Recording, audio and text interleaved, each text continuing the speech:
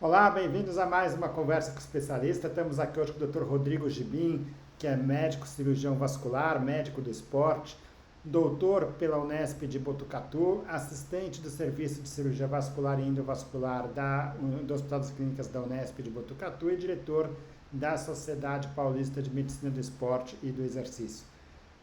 Rodrigo, bem-vindo, obrigado pela disponibilidade. A ideia é discutir com você a respeito das meias elásticas compressivas no esporte.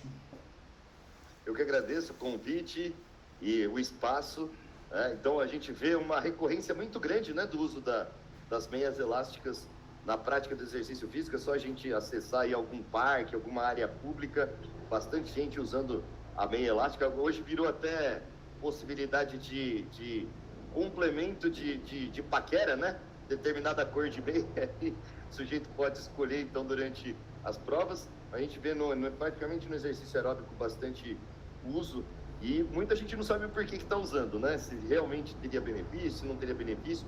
É muito importante ter esse espaço para entender se é modismo, se tem uma aplicação, qual seria um real benefício ou não, né, do uso desse tipo de recurso na prática do esportivo. Pô, muito legal. Então, vamos lá, o que são as meias elásticas e por que usar elas durante a atividade física? Legal. As meias elásticas, então, elas foram, obviamente, iniciadas, o uso clínico foi iniciado para tratar uma condição de doença, né, que é a insuficiência venosa, e a ideia dela é ser um tecido, apesar de a gente colocar todo num pacote, né, de meia elástica, de elástico com compressão, nem toda derivada, né, desse processo compressivo é elástico. Existe a ideia da compressão inelástica, mas o importante, né, dessa compressão é a compressão efetivamente. Então ela seria como se fosse uma fáscia muscular, aquela camada mais restritiva, digamos assim, mais tensa, que mantém o músculo envelopado, né? Então ela seria como uma fáscia muscular, mantendo um diâmetro do membro, né? Numa ideia de ter variantes de pressão ao longo da confecção da meia, né? Então eu tenho a pressão máxima da meia, ou 100% da pressão da meia ao nível do tornozelo, e essa pressão vai regredindo progressivamente ao longo do membro, né? Quanto mais proximal eu estou falando. Então eu tenho uma pressão de 100% ao nível do tornozelo, e essa pressão chega a 50% dessa pressão mais ou menos ao nível da panturrilha, né? Com essa ideia, segundo os princípios físicos, né, da lei de Laplace, de manter uma compressão que permita a progressão de um fluido, né, que permita a progressão do sangue. Essa ideia de manter o diâmetro do membro e gerar uma compressão extrínseca, um limitador extrínseco, é particularmente útil nessa ideia de entender que na insuficiência venosa, a veia que era para estar menos calibrosa, ela acaba ficando mais calibrosa. E ela ficando mais calibrosa, as válvulas que eu tenho para dificultar esse retorno do sangue para distal, né, para facilitar o refluxo do sangue, elas acabam ficando disfuncionais, então elas afastam. Então, quando eu comprimo extrinsecamente, essas válvulas se aproximam e elas tendem a funcionar melhor. A ideia global é mais ou menos essa. Durante o exercício físico, teriam efeitos presuntivos dessa melhora de dinâmica venosa. Além da função das válvulas, né, eu teria uma melhor troca no sistema arteriolo capilar. Quer dizer, se eu tenho uma intensificação do retorno venoso, se diminuindo o diâmetro dessas veias, a velocidade de fluxo venoso é maior, naquela região microscópica, particularmente dentro do músculo, onde eu tenho a troca do sangue que chega na artéria com o sangue que chega na veia, isso ficaria intensificado, né? E isso facilitaria esse melhor aproveitamento de nutrientes pela musculatura e principalmente a depuração dos produtos do metabolismo. Então, aquele músculo que fica cansado durante a prática do exercício físico, que vai lá ter seu armazenamento de acidose, de lactato, né, teria uma intensificação da depuração desses produtos do metabolismo muscular, com essa redução do espaço e melhora dessa troca microcapilar, né, microvascular, por essa maior proximidade, por essa compressão extrínseca e por esse melhor funcionamento das veias. Legal. Quando você fala na questão da função de válvulas, Eu queria que você me falasse, mas acredito que para o paciente que tem insuficiência venosa, isso de fato é um fator relevante. Para uma pessoa que tem as válvulas competentes e que funciona bem, isso talvez não seja tão relevante. Perfeito. Tanto que existe essa ideia de que o melhor uso da elastocompressão, da meia elástica, durante o exercício físico, é naquele que é o portador da insuficiência venosa, né? Que tem relevância não só essa questão da válvula, mas também acaba tendo uma maior relevância dessa melhora de troca no sistema microvascular, porque uma melhora troca no sistema vascular também melhora o fluxo linfático, né? E aí se regride o espaço para o inchaço. Então, tenho dois fatores para não ter o inchaço, né, nesse sujeito que é sintomático da insuficiência venosa. Eu tenho uma melhor função linfática e eu tenho a redução do espaço mesmo no tecido subcutâneo, né? Como a meia ela é restritiva, se eu não tenho para onde estender, né, durante a dinâmica de exercício físico, que geraria uma sobrecarga para essas veias, eu não tenho tanto espaço de gordura para juntar água, né? Então, eu tenho menos possibilidade de inchaço, menos possibilidade de edema depois de uma demanda. Que no sujeito sedentário seria a demanda para ficar em pé, para ficar numa mesma posição, para uma viagem eventualmente, mas no praticante de exercício físico com má funcionamento das veias, esse aumento, essa sobrecarga pode ser a própria atividade física, né? E depois do exercício, ele se queixa, por exemplo, de um inchaço nas pernas, um inchaço ao nível do tornozelo. Então, a meia também vai evitar essa situação. Então, com certeza, no portador de insuficiência venosa, a meia é um grande parceiro para a prática do exercício físico. No sujeito que não tem esse mau funcionamento das válvulas das veias, aí é que entra a nossa real discussão da aplicabilidade das meias no exercício físico. Agora, é isso que eu queria considerar, porque a questão das válvulas eu acho que é um problema exclusivo de quem tem insuficiência venosa. Agora, você citou outros benefícios da meia elástica, que é evitar o acúmulo de líquidos, e isso acontece na pessoa sem insuficiência venosa, com a atividade física, né? E também de melhorar a troca de nutrientes e o retorno venoso, que também pode, pela redução do diâmetro mesmo, né? Da aumento da pressão local e aumento, redução do diâmetro das vasos, que vai ser válido aí tanto para quem tem insuficiência como para quem não tem insuficiência. Perfeito. E é aí que a gente acaba vendo melhor a aplicação da meia elástica nesse contexto do exercício físico, né? Então, a percepção de conforto no uso, né? E isso entra, como qualquer coisa relacionada ao exercício físico, numa individualidade biológica. Quer dizer, não é todo mundo que, por ter esse benefício indireto de não ter tanta retenção de líquido, de sentir a perna mais estável, por ter essa compressão, que vai ter uma percepção de conforto, né? Tem aqueles que têm uma percepção de desconforto. Então, isso tem que ser considerado no uso ou não da meia elástica durante o exercício físico. E o que existe melhor documentação seria efetivamente essas trocas microvasculares que aconteceriam ao nível do músculo e ao nível da pele, né? Melhorando, em teoria, a condição de pele e melhorando essa depuração dos produtos do metabolismo muscular. Então, facilitaria, digamos assim, um descanso muscular. Seria mais um adjuvante também no processo do recovery, né? Da recuperação pós-demanda de exercício físico para a musculatura dos membros inferiores. Agora, você falou da questão do conforto, né? Que algumas pessoas sentem um desconforto e pode melhorar com a meia elástica. Como que é esse desconforto? Porque desconforto pós-atividade física, quem faz atividade em uma moderada alta intensidade vai ter, né? Agora, quando que você fala, olha, não, esse tipo de desconforto ele pode se beneficiar do uso da meia elástica? Particularmente no que tange ali aos sintomas da insuficiência venosa, né? Então, o edema, né, que é um edema geralmente que a pessoa percebe relação com o aumento de demanda, então esse inchaço, principalmente ao nível do tornozelo. Geralmente a pessoa tem essa ideia de melhora. Se eu continuar mesmo depois do esforço, continuar fazendo alguma coisa, ficar em pé, isso não melhora, mas se eu me deito e elevo os meus membros inferiores, eu ponho as pernas para cima, isso melhora, eu sinto uma boa situação de conforto, né? Então, esse é um direcionamento. bem como algumas queixas musculares, né? Então, uma sensação de peso, uma maior fatigabilidade depois do exercício físico, que a pessoa não tinha uma percepção anterior a esse desconforto, né? Então, essa mudança de padrão, e sempre com essa consideração de elevar o membro, melhorar os sintomas, né? Se a pessoa percebe essa relação, muita gente fala assim, nossa, eu tenho esse aumento de demanda, eu fico com uma perna esquisita, ela fica meio formigando, ela fica pesada, ela fica com uma sensação meio dolorosa, mas não é uma dor, eu aperto, eu não tenho dor, uma dor localizada, é uma sensação esquisita na perna, mas é o deitar e colocar a perna para cima que isso passa por completo. Então, essa ideia de esse auxílio antigravitacional, né, de puxar o sangue, né, pela posição do membro, dá um direcionamento muito bom que possivelmente essa pessoa vai melhorar com o uso da meia quando é submetida a uma sobrecarga, que pode ser sobrecarga pelo exercício físico.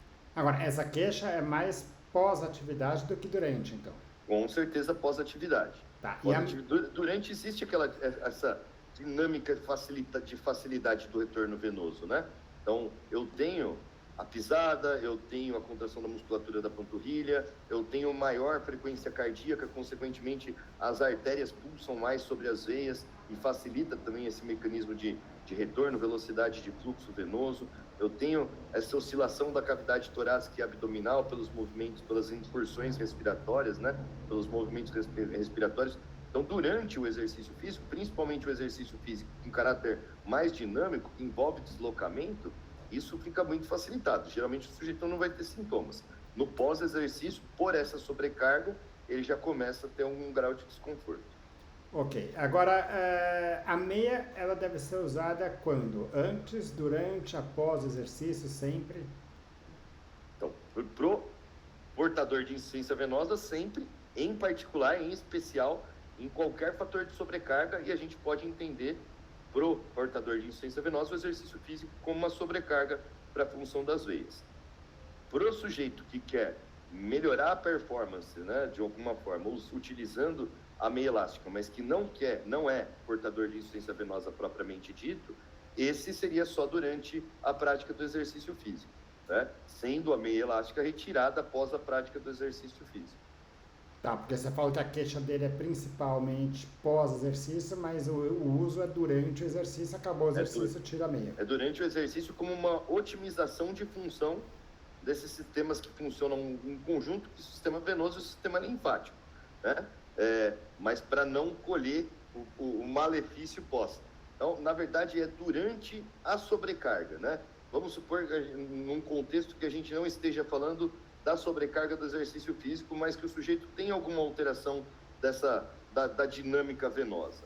É a mesma ideia da orientação de usar a meia elástica durante a viagem, né? Durante uma viagem de ônibus, por exemplo, ou uma viagem aérea, né? Quer dizer, você previne o inchaço, previne o desconforto muscular, para no momento que você conseguir efetivamente andar, você andar sem sintoma, né? Então a gente tem que entender que o fator de sobrecarga ali é não ter a contração muscular efetiva, né? Não ter uma boa movimentação do pé, eventualmente, o sujeito tomar algum remédio para dormir, alguma coisa nessa condição, ou ficar muito limitado pelo espaço, né, de distância entre as cadeiras no ônibus ou no avião. Então ele não tem uma dinâmica efetiva de retorno venoso, então ele tem ali um fator de sobrecarga, possivelmente durante a viagem ele só vai ter o desconforto se isso for muito estendido, mas depois da viagem, no momento que ele ficar em pé, vai repercutir essa não otimização por um período de função venosa prejudicada, digamos assim. Então, você usa durante o fator de sobrecarga para não ter o sintoma quando essa sobrecarga é aliviada. Legal. Especialmente o basquete é muito comum, mas outros esportes como o uso de uma luva, uma faixa elástica, com o mesmo princípio para o membro superior. Né? O que você diria sobre isso? Existem muitos estudos, na verdade, com compressões do corpo inteiro, né? Com o que eles usam lá de garments, né? De qualquer acessório de compressão. Inclusive, é pensado até na ideia das roupas dos nadadores, que tem um caráter mais compressivo, de também ter um efeito adjuvante ali na prática do exercício físico. Aí não seria tanto na ideia de otimização de função linfovenosa, né? Ou venolinfática. Mas seria mais essa ideia de melhora de troca microcapilar. Então, seria um fator de recuperação dessa musculatura, né? Um fator de depuração dos produtos do metabolismo da musculatura acionada. Né? Então, no voleibol, no handball, no basquetebol, isso é bastante utilizado nos membros superiores também, como uma ideia de tentar diminuir a fadigabilidade gerada por esse acúmulo de produtos do metabolismo muscular no acionamento muscular. Né? Óbvio que existem particularidades, né? Então, também nessas modalidades que fazem muito movimento acima da cabeça, muito movimento overhead, né? E que tem muita movimentação do ombro, particularmente com sobrecarga em hiperextensão, acaba também tendo uma dificuldade de retorno venoso, principalmente ao nível da cintura escapular, né? Que pode ser ou não associada a alterações anatômicas, né? Costela a mais, costela supranumerária, mas existem possibilidades de compressões em espaços anatômicos, fisiológicos, por excesso de hipertrofia de algumas determinadas musculaturas, né? E que a gente acaba conhecendo isso como síndrome do desfiladeiro cérvico-torácico. E nesse aumento de demanda, nesse esforço, existe uma condição que predispõe à trombose venosa, né? E aí o sujeito pode ter uma trombose venosa no membro superior. Então, nessa ideia de se ele já teve uma trombose venosa, né? Ou se ele saiu do período que tem que tomar o anticoagulante, mas ainda tem algum resíduo da trombose venosa, e isso pode gerar também uma sobrecarga para o retorno venoso, é altamente recomendado o uso da meia elástica para não piorar essas veias colaterais e estimular essa regressão do trombo residual. Legal. Saindo um pouco da meia elástica, mas com o mesmo princípio, cada vez tem sido mais comum, especialmente no esporte de alto rendimento, clubes de futebol, o uso de botas elásticas pós-treino. Então, são umas botas compressivas. Eu queria que você me falasse um pouquinho como é que funcionam essas botas e se, de fato, ela tem um papel, qual que é o papel dela?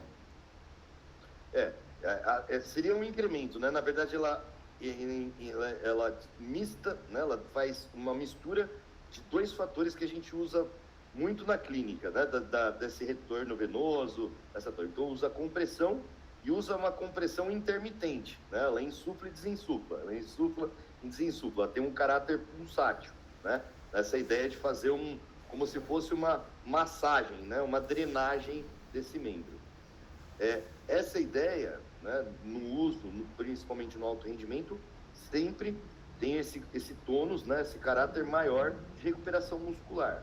Então, depurar os produtos do metabolismo muscular, lactato, a acidose, né, fosfato inorgânico, coisas que acabam dando dor muscular tardia, cãibra, né? Então, a ideia é você depurar o quanto antes esses produtos do metabolismo muscular para melhorar a performance no próximo momento de exercício físico, ou num próximo jogo, ou num treinamento, ou durante um período competitivo, né? A gente tem visto, principalmente em coisas que têm momentos competitivos subsequentes, né? Jiu-jitsu, enfim, o pessoal tentando otimizar essa recuperação entre as lutas, entre os momentos, né? Que se sucedem de prática do exercício físico. Então, o papel principal é a recuperação muscular. Legal. E aí, só para a gente finalizar, a parte de como escolher uma meia, né? Quer dizer, primeiro, a gente tem a questão da compressão. Qual que é a compressão ideal de uma meia elástica? Então, nessas condições, a faixa mais estudada para exercício físico é entre a leve compressão e a moderada compressão. Então, a faixa mais estudada ela vai de 18 milímetros de mercúrio a 22 milímetros de mercúrio, tá? Então, a depender da classificação da marca da meia elástica, isso pode estar ranqueado ali, se for mais perto do 18, como compressão leve, se for mais perto do 24, como compressão intermediária ou moderada, né? Então, essa é um determinante de escolha de compressão da meia elástica. A outra situação é que extensão eu preciso comprimir. Então, o que a gente mais considera que é eficiente é comprimir ao nível do tornozelo e ao nível da panturrilha. Então, as meias com extensão até o joelho, que são as meias 3/4, elas seriam já bastante eficientes para a maioria das condições relacionadas ao exercício físico. É lógico, se eu tenho condições particulares, né, em que o fator de sobrecarga maior se encontra, por exemplo, no abdômen, e um exemplo disso, por exemplo, é o útero gravídico, né? Então eu tenho uma gestante que quer praticar exercício físico e que quer diminuir sintoma ou que quer prevenir sobrecarga venosa, eu teria que aumentar essa extensão da meia elástica. Então eu teria, num primeiro momento, né, quando ainda não tenho uma compressão uterina muito grande, mas já tenho um útero em progressão até o primeiro trimestre, usar mais ou menos umas 7/8, né? Que é a meia que vem até a região do quadril, e com a progressão, final do segundo, terceiro trimestre, eventualmente pensar na possibilidade da meia calça, né? Que vem até mais ou menos a região da cicatriz umbilical. Mas para o praticante regular de exercício físico, até o joelho, né? A meia 3/4 seria bacana também. Como eu disse ali no começo, né? Essa ideia de ter uma pressão graduada ao longo da meia, quer dizer, não basta ela ser elástica e não basta ela comprimir. Ela tem que ter uma compressão titulada ao nível do tornozelo, que seria o 100%, então seria entre esse 18 e 22, 24 ao nível do tornozelo, com regressão da compressão, com regressão da pressão exercida pelo tecido ao longo de todo o membro. Então é óbvio que quem detém essa tecnologia é quem detém as meias terapêuticas, né? São as grandes marcas, são particularmente marcas europeias, que fazem as meias que a gente usa na clínica e que tem a sua vertente esportiva. Agora, como prescrição médica, eu não acabo não prescrevendo meia esportiva de marca esportiva, porque eu não tenho a garantia que a marca esportiva detém essa tecnologia de confecção da meia, tá? Hoje a gente sabe que toda marca esportiva tem sua meia compressiva, né? Tem a Nike, tem, a Reebok tem, todas têm, a Adidas tem, né? Agora, eu não conheço a linha de produção dessas meias para saber se existe realmente esse compromisso na ideia de confecção de uma meia com compressão graduada, né? Então, geralmente os tecidos são diferentes, então a minha tendência como prescrição médica, não como um gosto do paciente, né? Como a ideia é discutir como escolher a meia, né? A ideia é subsidiar o paciente a uma melhor intervenção. Então, as marcas que fazem meias terapêuticas, elas têm as linhas esportivas e eu acabo usando as linhas esportivas dessas meias terapêuticas como prescrição, né? Uma outra situação é que a gente pode subsidiar o vendedor da meia a escolher a melhor meia para o paciente, né? Então, a gente pode fazer medidas do membro do paciente. Então, seria uma medida da planta do pé, do solo, até a prega posterior do joelho, né, em extensão da perna, e medidas ao nível do tornozelo e ao nível da panturrilha. E isso associado ao tamanho do pé do paciente, registrado essas medidas simples, podem fazer ali com uma fita métrica, né, no consultório, isso subsidia se a meia vai ser PM ou G, né, a depender da marca. E também pode ter as suas subdivisões, por exemplo, P1, P2, P3, né? E aí o vendedor com esses números, ele escolhe a melhor meia para o paciente utilizar. Tanto as meias clínicas quanto as meias esportivas têm essas derivantes de tamanho, né? Então, meia 3/4, com a compressão entre 18 e 22, que é a faixa mais estudada, né? Principalmente a ideia de ser uma meia que tenha uma linha terapêutica também, que me dá a garantia maior da compressão graduada, e, se possível, fornecer medida de extensão da perna, diâmetro do tornozelo e diâmetro da panturrilha e tamanho do pé. Legal. Eu acho que esse ponto era a próxima pergunta que eu ia te fazer, até porque o formato da perna das pessoas é muito diferente, né? Então, tem pessoas que têm um tornozelo mais grosso, uma panturrilha mais fina, tem pessoas que é o contrário, né? E quando você pega um tamanho PM ou G, muitas vezes isso não acaba anulando esse efeito de você ter a compressão gradual, porque obviamente a compressão depende de qual que é o diâmetro naquele Perfeito. Local, né? Exato. Por isso que existem às vezes essas variações do P1, P2, P3, M1, M2, M3, para tentar na maior parte ali, né, no maior range ali de distribuição populacional de diâmetros, tentar atingir ainda subclasses do PMG.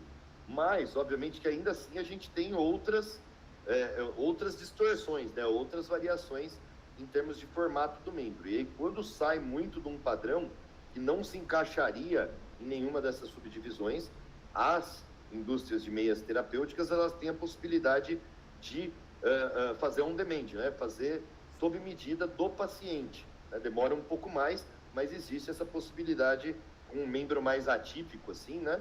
De ser feita a intervenção customizada para o paciente. Legal, e essa é importante por quê? Porque a gente tem aqui algumas fabricantes que você vai ter ali, às vezes 20, mais de 20 tamanhos, medidas diferentes de meias elásticas, né? E aí, muitas vezes tem equipamentos específicos para poder fazer essa avaliação e indicar a meia de acordo com isso. E tem outras que muitas vezes você vai ter ali, você vai tem tamanho PMG e é isso que você tem, né? Quer dizer, você acaba tendo que olhar um pouco o perfil do paciente. Então, de fato, talvez assim, vamos dizer uma coisa, aquele pós-operatório, agora para uma pessoa que está querendo buscar uma meia para a prática de atividade física, talvez se não tiver realmente uma meia adequada, não vai funcionar, né? Ah, sim, com certeza. Com certeza. E até é por isso que entra aquela ideia também da percepção, né? Hoje, o que a gente usa muito como recomendação final, né, na orientação de usar ou não a meia elástica durante a prática do exercício físico, é primeiro, percepção do paciente, é conforto ou desconfortável, né? Quer dizer, o que a gente tem de evidência para melhora de performance é muito ruim, né? Na performance no exercício em si, né? Então, falar assim que vai aumentar um tempo de resposta, que vai aumentar algum parâmetro de performance cardiorrespiratória, isso a literatura não mostra nada em termos de melhora, né? Velocidade, enfim, pico de velocidade, pico de resistência, não melhora em nada o uso da meia. Mas o que a literatura mostra é que num exercício subsequente existe uma melhora nos grupos que usaram a compressão elástica nessa faixa de compressão. Então, isso dá a ideia de que a meia efetivamente funcionaria na melhor aplicação durante o exercício físico, com a melhor evidência disponível, num processo de recovery, né? Então, na recuperação para o exercício subsequente. Ou seja, se eu estou considerando o uso da meia para melhorar a minha performance, seja ela para um próximo exercício, seja para aquele momento de exercício, eu não posso ter essa percepção de desconforto ao usar a meia. Porque se eu tenho, eu vou piorar a performance, né? É aquela ideia do efeito placebo, que pode não estar funcionando para nada, mas sua percepção de conforto é tão grande que você melhora, e do efeito nocebo, né? Que sua percepção de desconforto é ruim, você vai piorar o seu desempenho ao utilizar. Então, isso é fundamental, ter essa troca com o paciente, né? Caso ele não seja portador de insuficiência venosa, você se sente bem com a meia? A outra condição, como a gente tende a fazer em qualquer coisa, né, relacionada ao exercício físico, nunca começar a utilizar a meia numa prova, por exemplo. Não é o lugar para o primeiro uso da meia. Então, qual é a adaptabilidade de uso dessa meia, né? Começa num processo no treinamento, usa em treinos intercalados, né? Depois usa nos treinos subsequentes, realmente se sentiu bem no pós, sentiu bem no próximo treino e tal, aí vai intensificando e aí vai liberando o uso da meia para provas, né? Embora não seja forte, aí o João pode até subsidiar mais. Eu dei uma aula na reunião clínica da Unifesp, da Medicina Esportiva da Unifesp, e o Paulo Seles falou assim, não tem muita lógica esse dado, mas eu levei esse dado de literatura, eu pedi a opinião dele também, vou pedir a sua. Existem alguns relatos de uso da meia, que a meia poderia predispor a uma tendinite calcanear, tá? É um dado frustro, não foi o objetivo final do estudo, né? O estudo é por outra causa, avaliando outra situação, que eu nem lembro qual, mas ele dá esse dado, que quem usou a meia elástica teve maior incidência de tendinite calcanear. Dado isolado, enfim. Mas o que se tem do uso da meia elástica, presuntivamente, é que, como ela estabiliza a musculatura e acaba parando essa oscilação vértico longitudinal na contração muscular, né? Que isso, ao mesmo tempo que seria também um fator para melhora da recuperação muscular, nos períodos que você teria, você acostumaria tanto, digamos assim, ter essa estabilização extrínseca dessa oscilação contrátil da musculatura, que quando você tira essa situação de compressão extrínseca, você teria desaprendido essa estabilização e estaria mais vulnerável a lesões do sarcolema, tá? Eu não vejo essa possibilidade, eu acho isso muito, mecanicisticamente é plausível, né?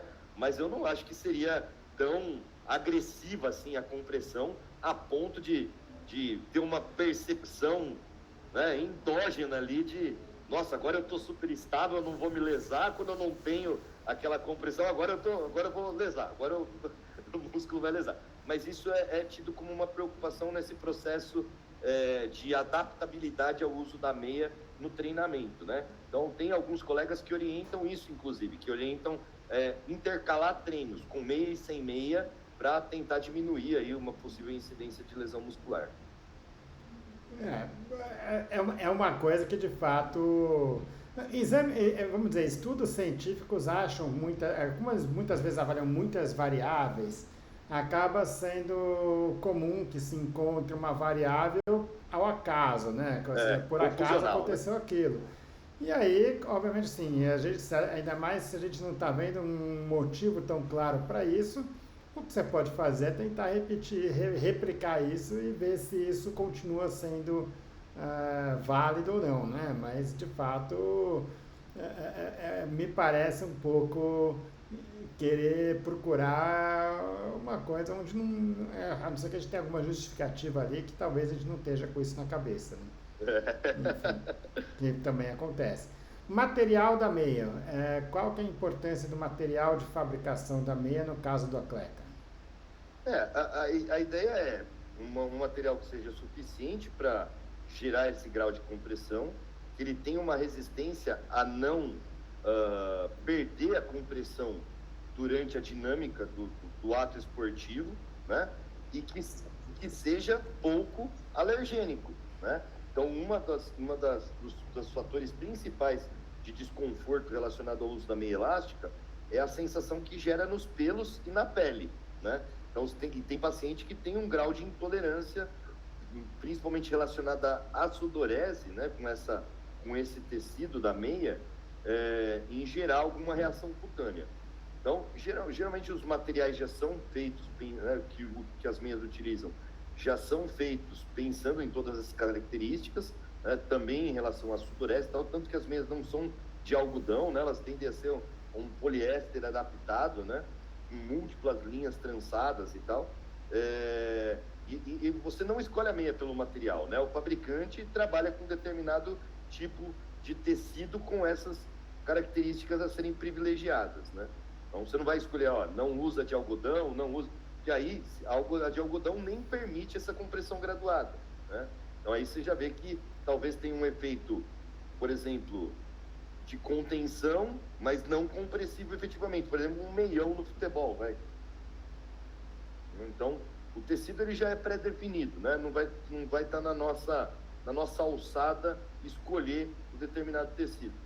Por isso que a minha tendência acaba sendo voltar ali para as meias terapêuticas, para as linhas esportivas das meias terapêuticas, no momento de orientação de uso, né? Quando o paciente pede a referência, enfim, porque são já materiais estudados considerando todas essas situações. Muito bom. Vamos lá. Quando que é a hora de trocar essas meias? Quanto tempo que elas duram? Aí também depende muito da percepção de compressão, né?